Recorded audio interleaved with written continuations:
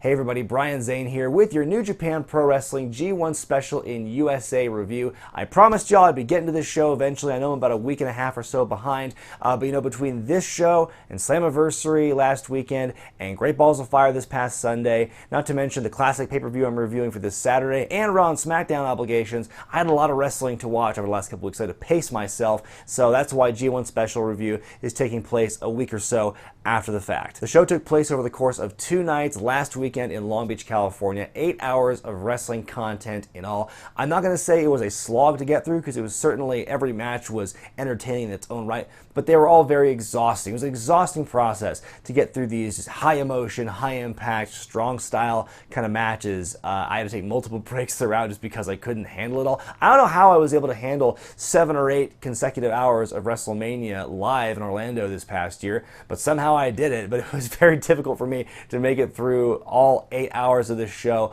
uninterrupted. I'm not saying it was a bad couple of shows, not at all. It was a very excellent show. I could watch this objectively and say, yes, good wrestling all around. But me personally, I had a hard time following a lot of things, like all the multi-man matches. Like, if there's more than like 2 tag team matches on a show, that to me is kind of a bad sign. I don't like a bunch of tag matches in one show. Across both shows, there were tons of 6, 8, 10-man tag team matches. Very few of them, to me, had a lot of redeeming value, so that kind of was a notch down for me. And I know it's a style in Japan, but man, all those tag team matches, all one after the other and everything, that's what really exhausted me. More so than the strong style matches that you saw later in the night with Ishii and Kenny Omega and Mike Elgin and stuff like that. So yeah, a lot of highs, some lows across both nights of this show. I'm going to do my best to get through some of the biggest action across both nights. I'm not going to be talking about every match across both shows. I'll be talking about my favorite matches from each night, along with a couple of other random observations that I made as the shows were going on. Let's talk about the big reason that this show is happening, the tournament to crown a brand new IWGP US Champion. By the way, the belt is beautiful, I will say that right off the bat. The Hangman Page Jay Lethal match was really my least favorite of the tournament matches. It was a good match, but I felt it never really got out of second gear. I felt that Lethal should have spent more time selling the ribs, and I felt if the match had gone another maybe 5 minutes or so, it could have really hit an awesome crescendo. Be that as it may, Lethal advanced after hitting Lethal Injection on Hangman Page. Zack Sabre Jr. beat Juice Robinson in a solid match in the tournament to advance to the semifinals. I think his better work happened on Sunday against Ishii. I'll get to that in a little bit. The one thing that I remember most vividly about this match, oddly, is this one line in commentary when in the introductions they bring up how Juice has a very strong female following in Japan, and Josh Barnett just goes, well, he's got rainbow colors on his tights, maybe he'll have a good following with the male fans too. Lamest, weakest, dumbest gay joke I've ever heard. That is kind of a nitpick on Barnett. I think he was pretty competent for most of the show. I did enjoy Jim Ross, especially on commentary. I like laid-back Jim Ross. He was cracking jokes, really seemed to be enjoying himself throughout the show, especially during some of the more hard-hitting matches near the ends of both nights. Some people I saw on social media kind of critiquing JR on commentary, but I didn't see it. I thought JR was a breath of fresh air. It's awesome to hear his voice commentating these matches. It really made both nights for me more enjoyable as a viewer. Speaking of Ishii, he took on Naito in the quarterfinals of the tournament, and this match was just beautiful in its ugliness with how stiff these guys looked to be against each other. This was one of my favorite matches of the night and really was the first example across both shows, in my opinion, showing the best of what like the Japanese style, the strong style of wrestling can be. Very physical match. Ishii hits Naito with a pair of lariats followed by a brainbuster to win and advance. The crowd was into this thing the whole time through. A very enjoyable match, except for the people involved, I'm sure. One thing I thought was interesting was they were really trying to build up the fact that, how much bigger Ishii appeared to be than Naito, when I think actually it turns out that Ishii actually gives up 5 or 10 pounds to Naito. Michael Elgin and Kenny Omega was the last quarterfinal match of night 1 of the tournament, and like the previous match, this was another one of my favorites. Just 2 guys beating the hell out of each other the whole time. Very entertaining back and forth here. Both guys showing off their strengths.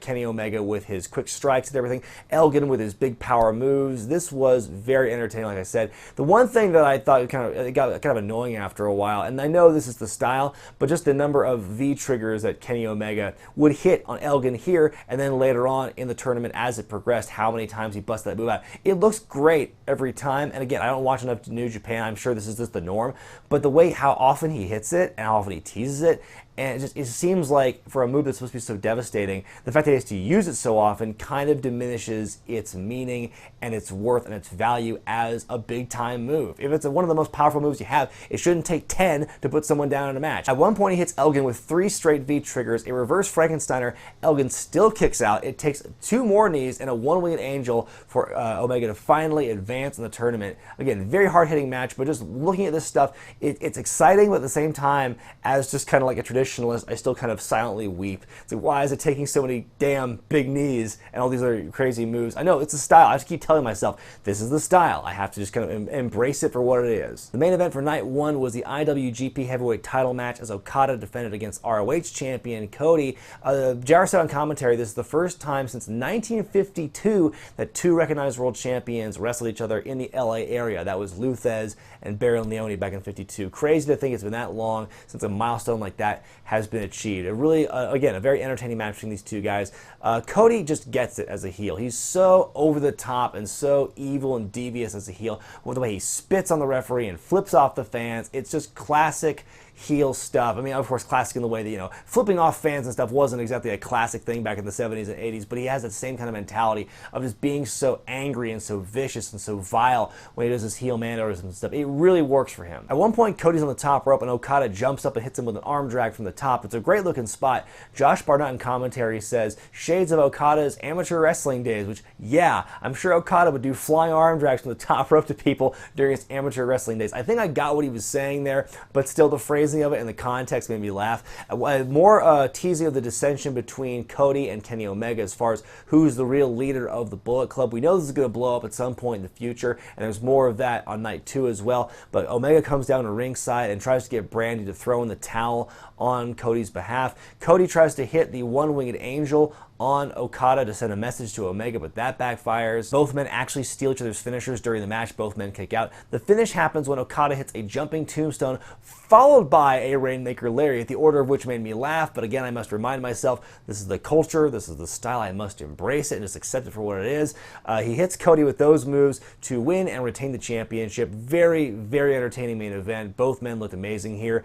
Of course, Okada is just the MVP of the last year or so in New Japan, probably all of wrestling at this point. The clinics he's been putting on with Kenny Omega and Cody and Shibata, just great stuff there. As far as Cody, it would have been cool to see him win the belt and have both the ROH and the IWGP Championship. That would have been just groundbreaking, one of the biggest stories in wrestling for 2017, but alas. A couple of quick random observations about night 1 before I go on to night 2.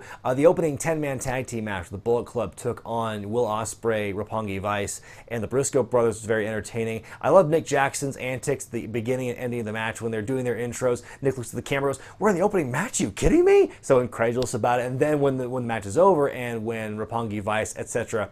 win the match, you got Nick going, "I can't lose on TV. I have a Hot Topic deal." Really funny, kind of fourth wall breaking stuff happening here by Nick Jackson. An overall entertaining match. And also one more thing, the heavyweight tag title match between Guerrillas of Destiny and War Machine was pretty fun to watch too. Just 4 hosses going at it, a very physical, no DQ, weapons-filled match. The match ended when War Machine, they did a leg drop off the top onto one of the members of Guerrillas of Destiny, I forget which one off the top of my head, through a table to win the titles. Very, very entertaining stuff. Moving on to night 2 and just jumping right into the U.S. title semifinal matches, you've got Kenny Omega going over on Jay Lethal after a hard-fought battle, again, with multiple V-triggers. I did enjoy the counter that Omega did when Lethal was going for lethal injection. Kenny catches him with a backstabber. That was a really cool spot. But of these 2 semifinal matches, the one I want to talk about more is Ishii taking on Zack Sabre Jr. If not for the finals match at the end of the night, this would have been my pick for match of night 2 because this was just a hell of a match. I loved it. My biggest issue with watching Zack Sabre Jr. matches, if he's going against people of a similar style of his, I kind of tune out because it just doesn't entertain me as much. When it's technical on technical or submission on submission, that one doesn't do as much for me. But I think what really makes Zack Sabre Jr. shine here is he's going against a guy with a completely different style than his. It's grappling, technical submission guy against just immovable, strong style, strikes and big slams kind of guy. And it's just these 2 styles go so well together. I think that's what makes matches very entertaining just in general. If you've got two contrasting styles going against each other, you're liable to have a more entertaining match, in my opinion, and this was definitely the case. For the bulk of the match, the story is, can Zack survive this pit bull of a man? He obviously can't fight blow for blow with Ishii, so he has to try and outsmart him and use his submission skills, try and bend and contort the arms and the fingers and the legs of Ishii to get him to submit to his will on his terms. Meanwhile, Ishii's just got to keep going strong. He has to think smart, but he also has to fight with what brought him to the dance, just beating him up with his body, using his body as a weapon. Ultimately, he wins against Zack Sabre Jr. with the Brainbuster. Hell of a match, in my opinion. Also, quick side note, just looking at the body of work that Zack Sabre Jr. had on these two nights alone, I can say with confidence it's a good thing he didn't sign with WWE after the Cruiserweight Classic. Another one of my favorite matches on the night had to be the IWGP Junior Heavyweight Tag Title match, where the Young Bucks defended against Roppongi Vice in their ongoing rivalry that's been going on for well over a year at this point. Very innovative, cool stuff from all four men involved. Wregret gets taken out early on in the match with a sunset flip powerbomb onto the ramp after, I forget which Young Buck it was.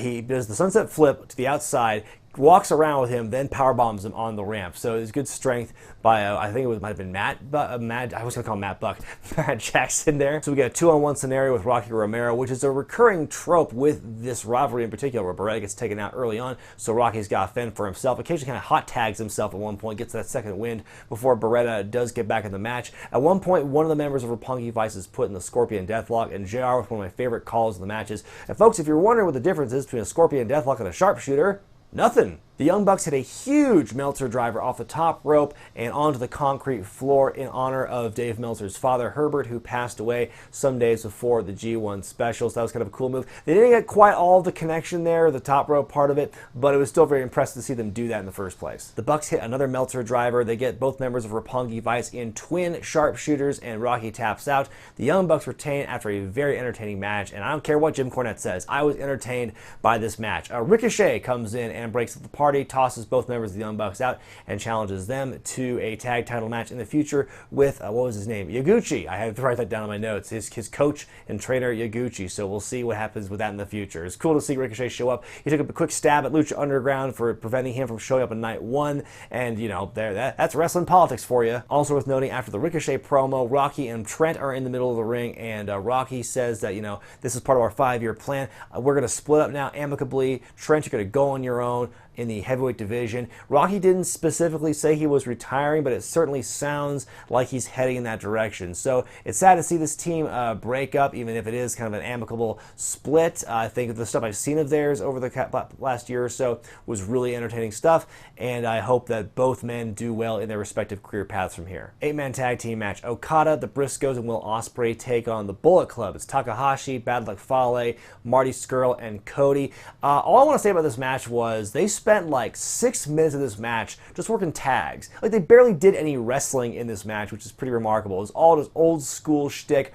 working tags, because the whole thing was every time Cody was tagged in, the fans were booing the hell out of him, and so he would tag in, you know, Marty Scurll or Fale or whoever, or Takahashi, and they always got cheered, and they'd go in and they would just tease it and tag Cody right back in. The fans booed it, and there was like a hip swivel spot where everyone took turns doing hip gyrations. It was brilliant stuff. Like, it was just an easy night for those 8 guys, where so few of them had to do a whole lot and just work tags, and the crowd ate it up. It was brilliant. The IC title match where Tanahashi defended against Billy Gunn, of all people. This was not a bad match. It was just a different match. It was a different vibe, pace, speed, feel, whatever you want to say to describe this match, because it was a really an anomaly compared to everything else. This match was the semi-main. You know, Kenny Omega and Ishii in the finals for the U.S. title followed this, and they're 2 totally different matches. It's like oil and water. These things do not go together at all. But, you know, I think that this match, you know, did what it could. It was kind of a nice palate cleanser to help build fans back up for the finals at the end. There was a point in this match, the IC title match, where Tanahashi pants Billy Gunn. I'm surprised they didn't do like a Rainmaker snap zoom into Billy Gunn's ass after that point. He actually wrestled for like 2 minutes with his pants down and his under tights exposed, so that was kind of a funny bit. And then he gets his revenge by pantsing Tanahashi for a bit and distracting him to get his heat back. Ultimately, Tanahashi wins, because I would have, my brain would have melted if Billy Gunn had won against Tanahashi after everything that guy's been through. Main event time, Kenny Omega taking on Ishii to find out who would become the first ever IWGP United States Champion in the tournament finals, in a barn burner of a slobber knocker of a match to steal a few lines from Jim Ross. This match was very, very much hyped up on social media in the days before I got around to watching it, and I think it certainly delivered. It was easily the match of the night, one of the most physical things I've seen in quite some time. Doesn't beat, in my opinion, doesn't beat Kenny Omega and Okada, or anything like that, but it was still very, very physical, very entertaining to watch. Both guys showing their toughness, taking turns like sitting down and letting the other guy kick them in the back. At one point, Kenny hits Ishii with that big missile dropkick to the back of the head, makes Ishii's neck snap forward. The big spot of the night, the big spot of the match, I should say, is when they're fighting on the apron, when the Young Bucks had a table up outside the ring, and Kenny's fighting to get the dragon suplex on Ishii, and he's biting down into the rope with his teeth to try and avoid getting suplexed. Ultimately, he does. It's a bad look for both of them. It's a nasty looking spill. Kenny, I thought at first got the worst of it because his body hit the suplex first, but in the replay you can see him kind of like taking it on his shoulder for the most part. Ishii taking it all on his head. It was a nasty looking fall. The table did break. The legend of the Japanese table was busted on this night because it's in America. So there you go, just big ugly table spot, dragon suplex to the table. I'm amazed either guy was able to get up after that. A V-trigger headbutt, V-trigger clothesline sequence as the fans whipped into a frenzy. Kenny kicks out of that. Then they start trading finishers. Kenny with the brainbuster. Ishii kicks out. Ishii with the one-winged angel. Kenny kicks out of that. Kenny hits Ishii with the reverse Frankensteiner. Ishii gets up and does the strong style no-sell. He's immediately hit with the V-trigger, one-winged angel, and that's all she wrote. Kenny is victorious. Kenny Omega is the first ever IWGP United States Champion, and what a hell of a way to ring in this championship with a tournament like that, with a talent like that, and to have a finish like that in the finals was it was sheer poetry. Again, it was a tremendous match. Great way to close the show, great way to close both nights of the G1 special in the US. The start of something really big here. If this is the beginning of New Japan's official invasion of the United States, if Long Beach, Southern California is their ground zero for their invasion, then that's a hell of a way to start off, and I really can't wait to see what they do in the months to come from here. Kenny Omega has a big promo at the end where he thanks the fans and says that he wants this to be in a 20,000 seat venue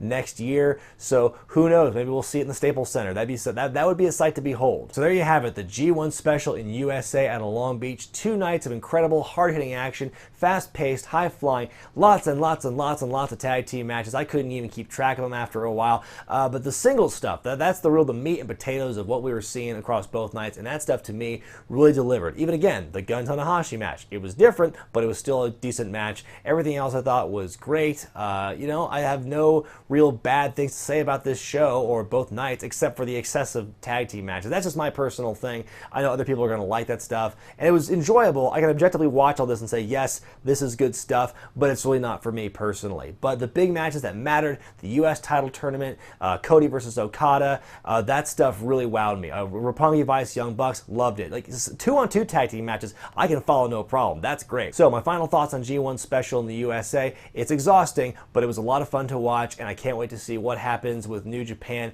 in the U.S. from here on out. Let me know what you thought about the G1 special in the comments section below. Be sure to thumbs up this video if you like it, subscribe to Wrestling with Regret, buy the t-shirts at ProWrestlingTees.com, and check out Patreon.com/WrestlingWithRegret for exclusive perks and some additional content. I'm Brian Zane, and I'll see you next time.